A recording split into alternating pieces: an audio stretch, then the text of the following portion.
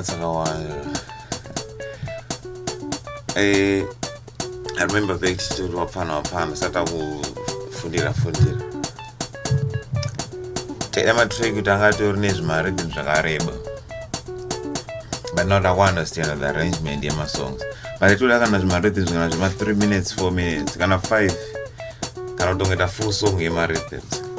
So ichirubva kuvakomana rimudara Richard Zandia anzi album ravo ichipakira chembweni mawani, so takangoflexa zvese pazvimarhythm.